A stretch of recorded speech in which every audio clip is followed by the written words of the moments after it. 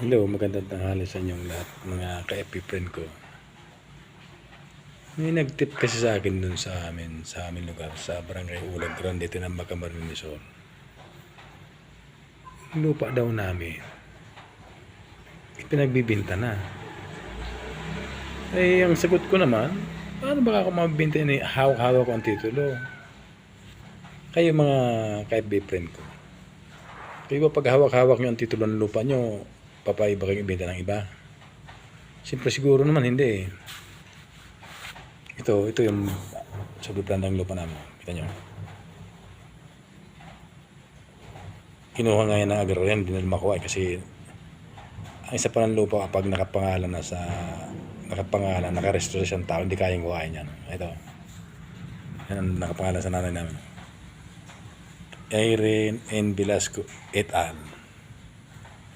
Tapos ito yung takso. Itrack yan ng magulang namin nung bago makuha ng agrarian. Kaya nga ikinaso yan para mabalik sa amin. Kita nyo? Velasco Serio President Ulag Grande, Tinambak, Camarines Sur yan. Tapos ito yung titulo ng pinagbibinta na ng lupa. Kita nyo? Ay, sabi ko, napakatibay naman ng mura nila kung kayang ibinta nila yan na hawak ang mother title ng lupa. Ayan, pirmado ni Ramos.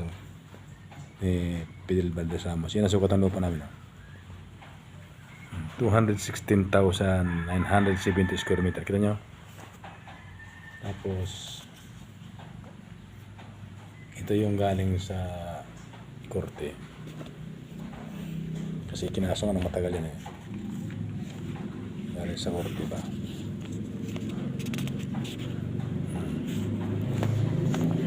Pinag-utos dito na umalis ang mga tao doon, pati si Jose Phoenix, yung Bakwet, na promise, yun. Pinapabayaran nga yun. Ordering the defendant to pay the plaintiff the amount of 56,000 per annum. Kita nyo. Galing ito sa RTC sa Naga. Kita nyo no?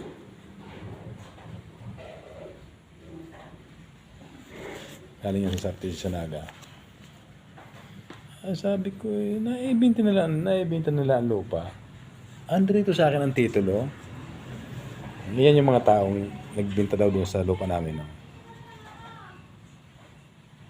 Yan yung mga tao. Galing yan sa DNR. Sa Sindro. Ang sukat ng lupa namin, yan o. Kita nyo.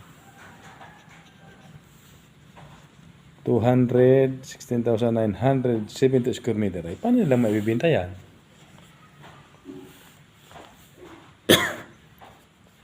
Nakita nyo, naka-annotation pa yan, no? Annotation, yun, no?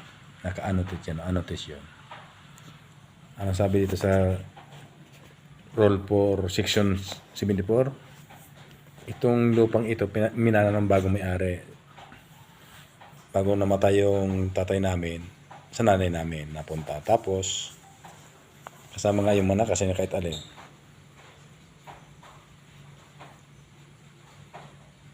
Namatay na rin yung nanay namin noong nakarang taon, automatic sa mga tagapagmana ang lupa. Sabi ko, yung kakapal naman ang mga mukha nito nagbibenta ng lupa. Under ito sa akin ang mother title ng lupa. Binibinta nila ng ang lalakas ng kalooban. Grabe. Kasi kakapal ng mga mukha ng mga tao na yan. Nagbibinta na ng lupa na, sus Mariusip, pwede silang kasuhan ng land grabbing dyan. Qualified theft, dangerous to property, tapos falsification document pag namigi sila. Kala nila magbinta nila ng lupa. Never nila makuha yung lupa na yan. Kaya nakapangalan sa nanay namin, et al. Irene Velasco. Kita nyo? Ayan o. Velasco Irene et al. Yan ang sukat ng lupa. Para napakalit. Pirmado ni ni Ramos. Fidel Valdez Ramos. Kalahin mong ibibinta nila sa ibang tao. Ang kakapal naman ng mga mukha. Sobra.